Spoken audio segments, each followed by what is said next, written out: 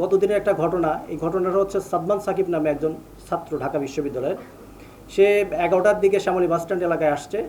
আসার পরে 3 থেকে 4 জন তাকে দেশীয় অস্ত্র ছোরা দেখিয়ে তাকে অপহরণ করেছে। অপহরণ করে তাকে একটা সরু গলির মধ্যে নিয়ে তার কাছে যা ছিল মোবাইল এবং টাকা পয়সা মানি ব্যাগ সেটা নিয়েছে। নেওয়ার পরে তার পরিবারের সাথে যোগাযোগ করছে, তাকে 50,000 টাকা মুক্তিপণ দিতে হবে। এই ঘটনা ঠিক ওই সরু গলির মধ্যেই এই কার্যক্রমটা তারা চালিয়ে যাচ্ছিল। এই এলাকায় বিশেষ করে এই আমার টহল পুলিশ, আমাদের শ্যামলী বাসস্ট্যান্ড এলাকায় আপনারা দেখেছেন যে আমাদের টহল পুলিশ প্রায় এখানে টহল দিয়ে থাকে। এই টহল পুলিশকে দেখে তারা চাকুটা যেটা বের করেছিল সেই চাকুটা তারা লুকিয়ে ফেলে এবং পাশাপাশি যে ভিকটিম যিনি ছিলেন তিনিও একজন মনের মধ্যে একটু সাহস পায় যে পুলিশের গাড়ি সে দেখেছে এবং সাথে সাথে সে চিৎকার করে। চিৎকার করলে সাথে সাথে যে আমাদের টহল পুলিশ যারা ছিল তাৎক্ষণিক ঘটনাস্থলে যায়।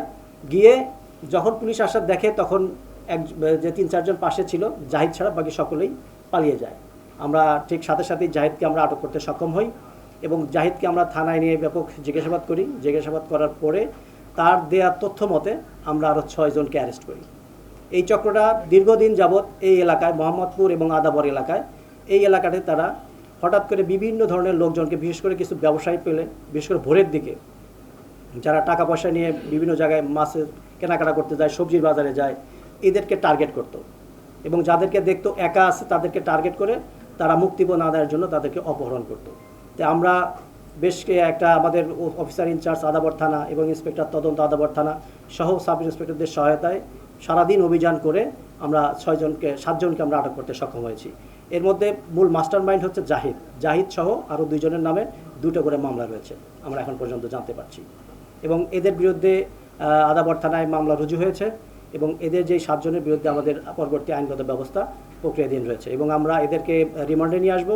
এদের সাথে আরও কোনো চক্র আছে কিনা এবং তারা আরও কোনো জায়গায় ঘটনা ঘটিয়েছে, আরও কোনো ভিকটিম আছে কিনা আমরা সেটা দেখার চেষ্টা করছি এবং এর সাথে যদি আরও কিছু থেকে থাকে তাহলে আমরা সেগুলো অবশ্যই উদ্ধার করব এবং এর বিরুদ্ধে আইনগত ব্যবস্থা গ্রহণ করব।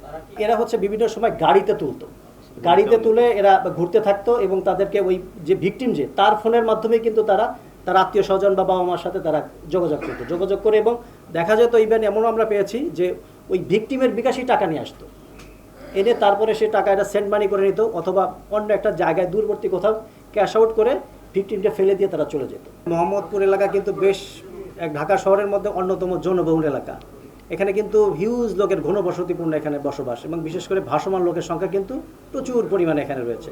তো এই এলাকায় যারা ছোটোখাটো অপরাধীর সংখ্যা বেশ রয়েছে, এইটা প্রিভেন্ট করার জন্য মোহাম্মদপুর থানা এলাকাকে কিন্তু মানুষের জনগণের সেবা আরও ঘরে দোরগোড়ায় পৌঁছে দেওয়ার জন্য এবং সেটা আরও নিবিড়ভাবে দেওয়ার জন্য কিন্তু আমাদের প্রস্তাবিত রয়েছে এখানে থানা করার জন্য। তো মোহাম্মদপুর থানা ভেঙে হয়তো আরও 2টা থানা আমরা এখানে করতে পারবো এবং পাশাপাশি আপনি বলেছেন আমরা কিন্তু এখানে জানেন যে জেনেভা ক্যাম্প রয়েছে। ক্যাম্প কেন্দ্রিক কিছু অপরাধ এখানে সংঘটিত হয়। এর জন্য কিন্তু আমরা ওখানে আমাদের ফাঁড়ি রয়েছে, আমরা ক্যাম্প করেছি এবং আমাদের প্রতিনিয়ত 7টা থেকে 8টা শুধু ক্যাম্পের জন্যই আমরা চেকপোস্ট করি।